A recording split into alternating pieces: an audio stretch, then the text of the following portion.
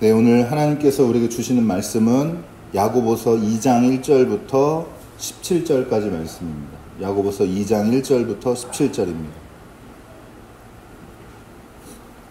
제가 읽겠습니다. 나의 형제자매 여러분, 여러분은 영광의 우리 주 예수 그리스도를 믿고 있으니 사람을 차별하여 대하지 마십시오. 이를테면 여러분의 회당에 화려한 옷을 입은 사람이 금반지를 끼고 들어오고 또 남루한 옷을 입은 사람, 가난한 사람도 들어온다고 합시다. 여러분이 화려한 옷차림을 한 사람에게는 특별한 호의를 보이면서 여기 좋은 자리에 앉으십시오 하고, 가난한 사람에게는 당신은 거기 서 있든지 내 발치에 앉든지 하오라고 말하면 바로 여러분은 서로 차별을 하고 나쁜 생각으로 남을 판단하는 사람이 된 것이 아니고 무엇이겠습니까? 사랑하는 형제자매 여러분, 들으십시오.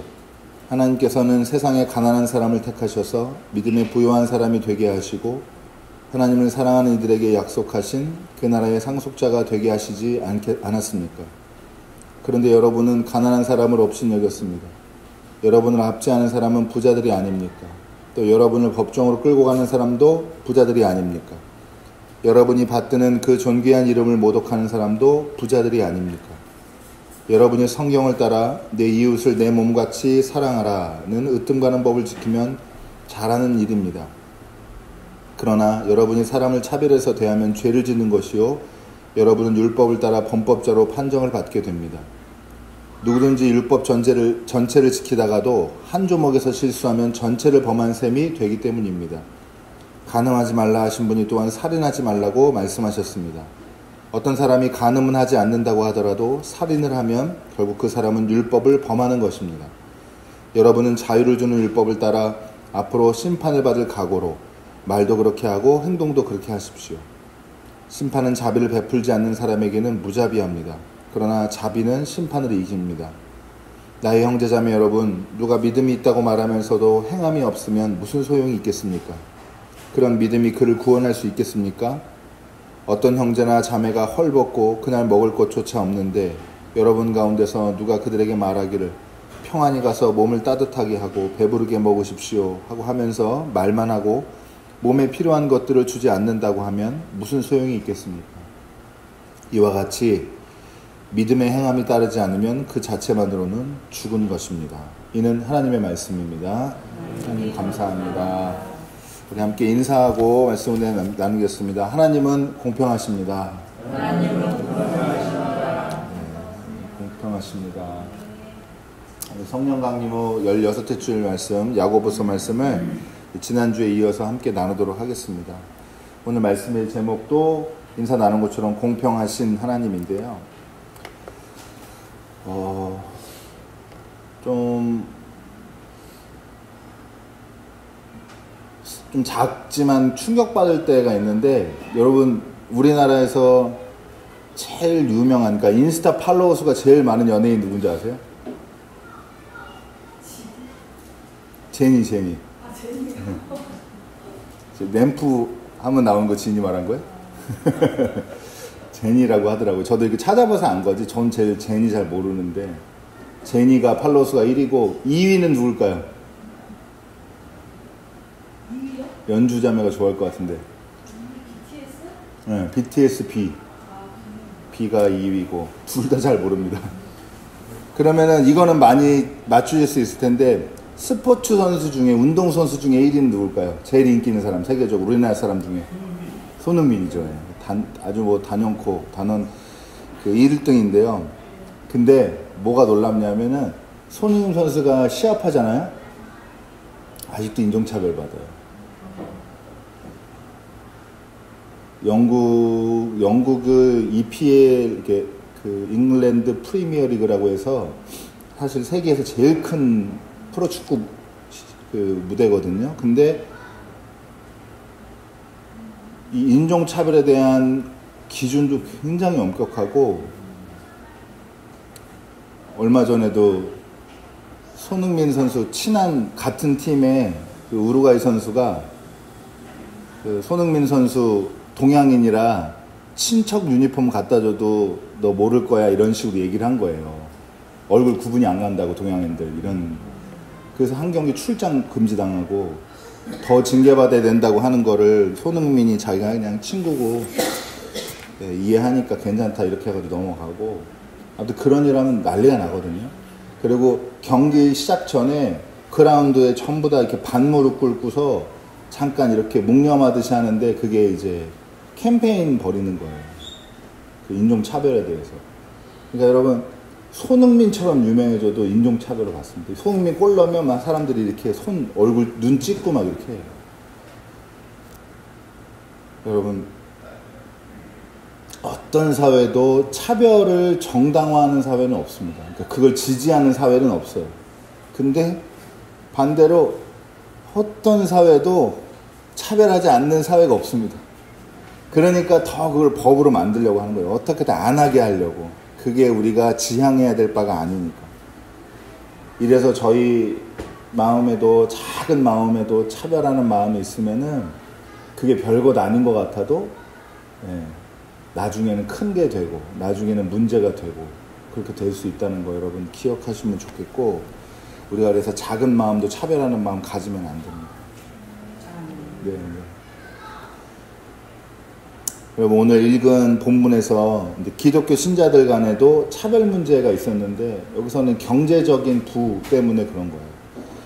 여기 회당이라고, 시나고그라고 하는데, 회당이 나오는데, 회당은 유대교인들이 모여서 안식을 지키고 하는 그런 곳인데, 가르침 받고, 근데 이게 그 유대교랑 기독교랑 완전히 이제 교리적으로 이제 일치하진, 완벽하게 이제 우리는 같이 못 간다 해가지고 분리되기 전에는 유대인 출신들, 기독교인들은 회당 가서도 예배도 드리고, 거기랑 교류를, 그러니까 율법도 지키고 기독교인이고 막 이렇게, 여러분 이렇게 성경 읽어보면 신약 본문에 뭐 이런 게 나오잖아요. 그런 시기에는 회당에서 예배도 드렸는데, 근데 재미있는 게 회당이 어떤 기능도 했냐면 재판장 기능도 했어요.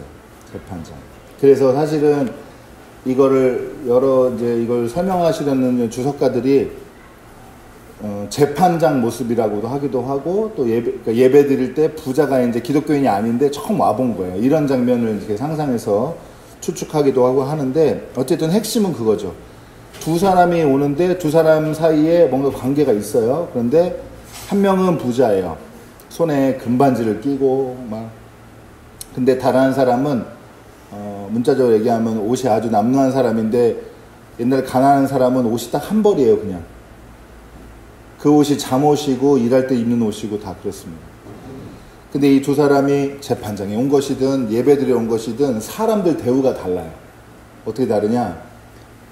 이 호의를 가지고 부자한테는 안내를 해줍니다. 길 안내를 막 이쪽에 앉으십시오 이렇게 하고, 가난한 사람한테는 앉든지 말든지, 아니면 내 발치에 앉든지 막 이렇게 얘기를 합니다. 여러분, 이런 문제가 상상해서 그냥 추측만으로 이렇게 꾸며낸 얘기가 아니라 실제로 이런 문제가 있어가지고, 옛날 2세기 때 찾아보니까 랍비들 중에는 재판장에 들어올 때는 옷을 똑같은 거 입혀야 된다, 그렇게 주장하고 가르치고 실천하는 그런 랍비들도 있었다고 합니다. 그러니까 이 실제로는 유대법에서 부를 가지고 사람 판단하고 차별하는 거 굉장히 엄격하게, 여기에 이 그 가난한 사람들한테 함부로 하는 거는 굉장한 악행으로 생각해가지고 가르쳤는데, 실제로는 이렇다 이 말이죠. 실제로는 차별하게 되고, 그리고 고대 세계에서는 가난한 사람이 대체로 멸시를 이렇게 받았습니다. 그럼 지금은 어떤가요? 지금 뭐 멸시까지 아니더라도 멸시 받죠? 이거 너무 이렇게 정치적이고 사회적인 문제로 끌고 가고 얘기한 건 좀 그렇지만, 어쨌든 인식이 많이 달라졌다 하더라도 아직도 여전히 부자와 가난한 사람에 대한 차별이 존재하고, 예전에 유전무죄 뭐 하고 막 그럴 때 그러던 시절은 지나갔지만, 지금도 여전한 모습들도 남아있는 것이 현실입니다. 야고보가 이제 부자와 가난한 사람을 이렇게 차별을 하면은, 이게 차별하는 거는 굉장히 하나님을 모독하는 일이라고 이게 정죄를 하면서 이 최고의 으뜸인 법에 대해서 얘기를 하거든요. 으뜸인 법이 뭐예요? 내 이웃을 내 몸같이 사랑하라. 이게 모든 계명의 이제 계명 중에 으뜸이라고 얘기를 하면서 최고의 법이라는 말을 쓰는데, 여러분 최고의 법이라는 말은 전체 계명 중에 뭐 제일 중요하다, 뭐 전체 계명을 대표한다, 이렇게 여러 가지 얘기할 수 있는데, 오늘 그냥 기억할 거는 아주 기본, 그러니까 전체의 율법 전체를 한마디로 줄이고 핵심을 딱 압축시키면 내 이웃을 내 몸같이 사랑하라 라고 하는 거를 야고보가 지지해서 이렇게 기록하고 있다고 보겠습니다. 근데 재미있는 게 있죠. 왜 법이라고 그랬을까요? 계명이라고 안 하고. 왜 그런 말을 썼을까요? 이게 뒤에 오늘 본문 읽은 데도 나오지만, 여러분 법이라는 게 어떻게 죄인을 만들어내는지 이 특성까지 이해해서 고려해서 확대해가지고, 그래서 이 율법이라는 개념을 법적인 걸로 이해를 하라 이겁니다. 법적인 게 이 특징이 뭐냐? 여러분 법이 100개가 있는데 그 중에 중요한 거 순서대로 일렬로 쫙 세워요. 아주 이렇게 엄중하고 중요한 법. 그게 1부터 99개까지 다 잘 지켰어요. 근데 제일 하찮은, 제일 별로인 법 하나만 안 지켜도 어떻게 돼요? 법 차원에서는 죄인이에요. 여러분이 교통질서는 아주 잘 지켰어도 음주운전하면 범법자가 되는 거고, 사기는 한 번도 안 쳤어도 누굴 때렸으면 폭행전과가 생기는 거예요. 법은 이런 개념이 있습니다. 그래서 율법을 약간 이런 차원에서 확대해서 지금 보기를 원해서 이렇게 얘기를 하는 건데, 이제 왜 이 얘기를 하냐? 이 배경이. 여러분 제가 지지난주 정도부터 계속 열심당 얘기하고 있죠? 이것도 여러분 열심당에 대한 비판이 어느 정도 들어가 있는 이야기입니다. 유대교 안에 종교적인 열심이 있는 경건주의 운동이 여러 가지로 일어났는데, 그 중에 이때 이 신약 성경, 예수님 당시부터, 예수님 전후부터 이 신약 시대에, 이 초대교회 시대에 유대교의 경건주의 분파 중에 누가 있었냐? 그 열심당 같은, 그러니까 열심당을 만들어내는 종교적인 경건운동이 있었단 말이에요. 이 사람들 어떤 특징이 있냐? 일단 1번, 기본적으로 종교성이 아주 강해요.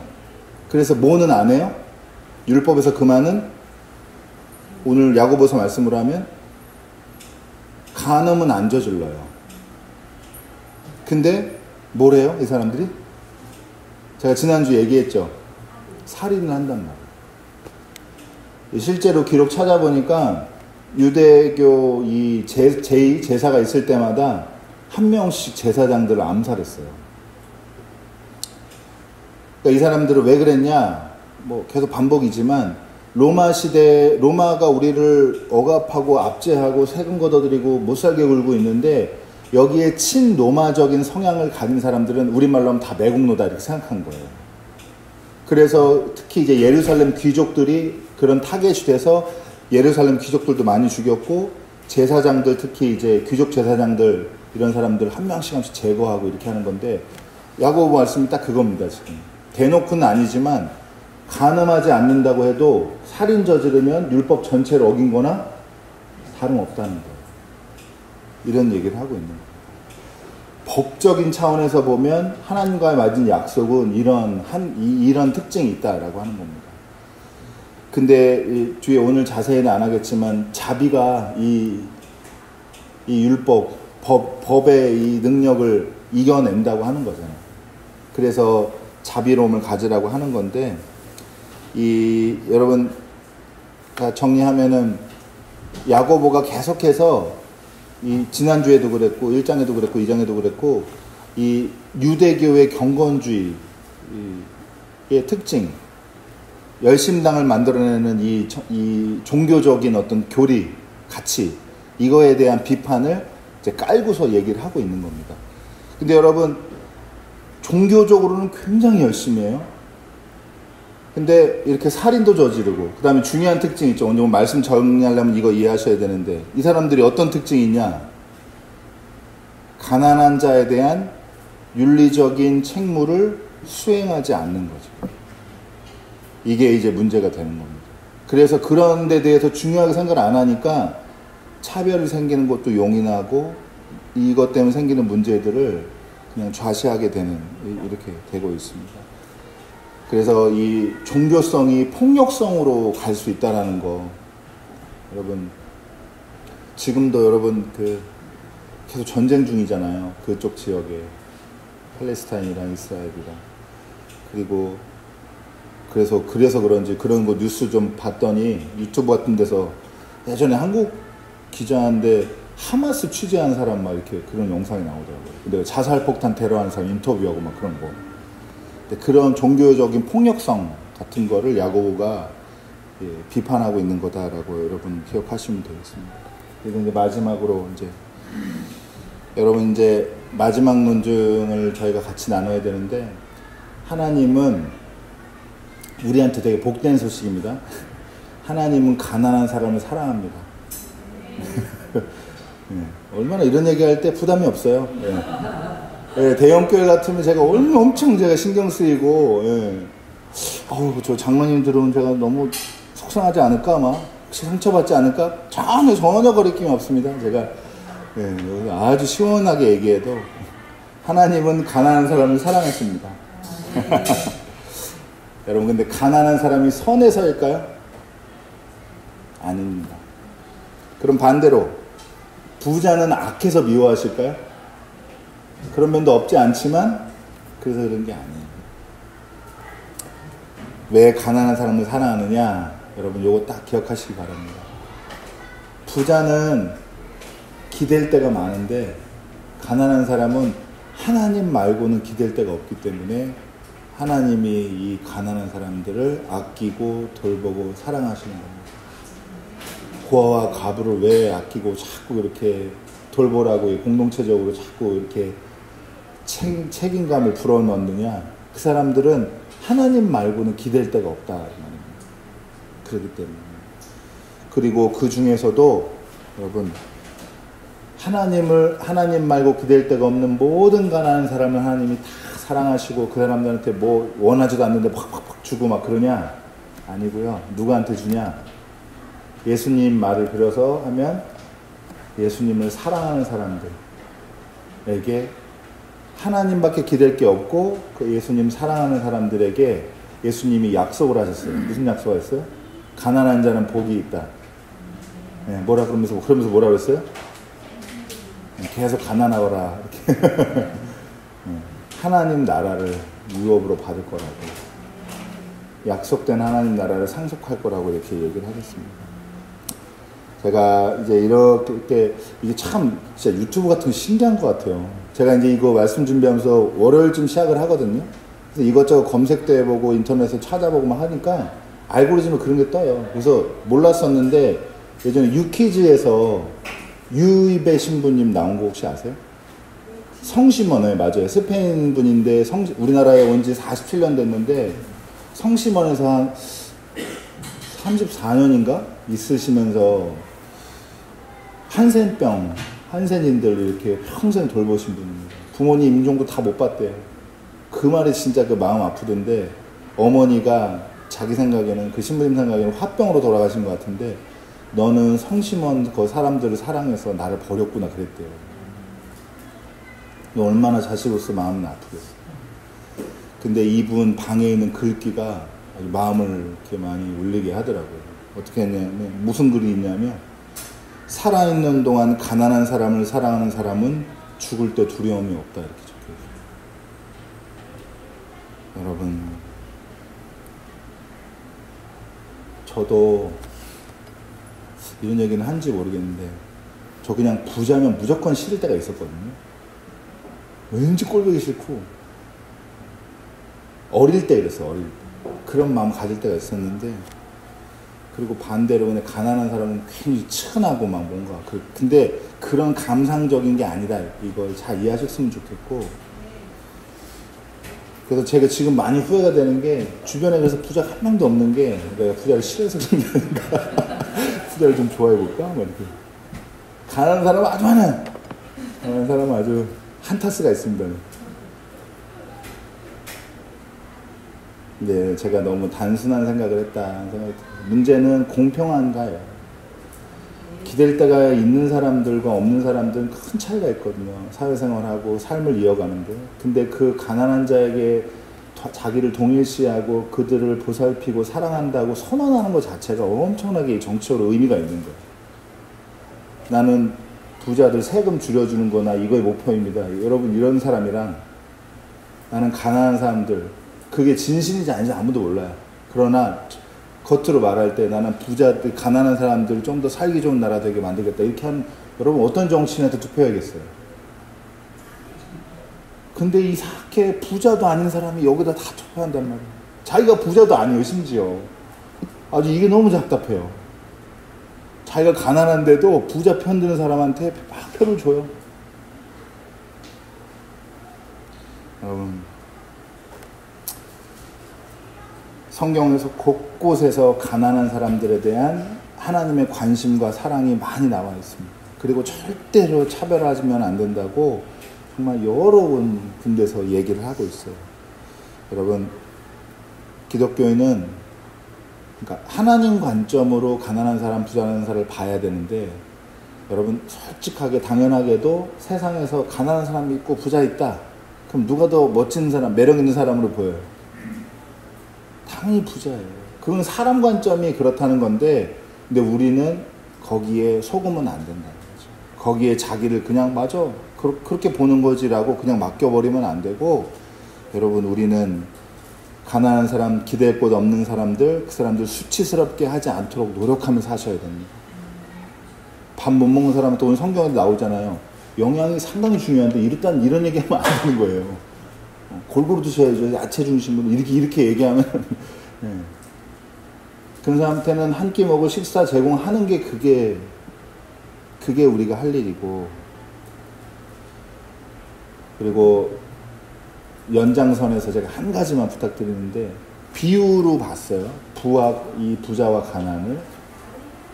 여러분, 우리 사람을, 우리 나라는 사람을 전체 한번 그 어떤 세상이라고 볼게요. 이게 사회라고. 그럼 내 속에도 여러 가지 캐릭터가 있는데, 부캐도 있고 본캐도 있고. 근데 여러분, 내 안에 가난한 부분을 욕하지 마십시오. 내가 못 갖춘 거, 내가 왜 이거 부족하지, 내가 왜 이런 능력이 없지, 이런 재능이 없지, 이거 나무라지 마십시오. 그리고 그거 가지고 전전긍긍하고 하나님이랑 씨름하고 싸우지 마시고, 오히려 어떻게 해야 돼요? 부족한 부분? 그게 이 사회를 흔들지 않도록, 나라는 사회를 흔들지 않도록 그 가난한 부분들을 잘 돌보고 거기에 기댈 곳을 자꾸 만들고, 그러니까 좀 어떤 부분에서는 자기 자신에게 좀 너그러우셔도 좋을 것 같아요. 보통 자기 단점 때문에 자기를 괴롭히는데 그러지 않으시기를 바랍니다. 그리고 이제 자녀들 키우는 집이 저희 집 같은 데가 제일 크게 해당되는데, 이렇게 키우다 보면은 제가 지금 그러니까 뭐 그때 꼴배기 싫은 애들이 있어요. 그때 어떤 특정 시기에 하는 짓마다 꼴배기 싫은 애들이 이렇게 그렇습니다. 이전에는 또 다른 애가 그랬는데, 네, 제가 다른 말씀은 안 드리고, 이전에는 다른 애가 그랬는데 지금은 몹시 힘들게 하고 있거든요. 근데 부모로서 자꾸 다짐하는 거는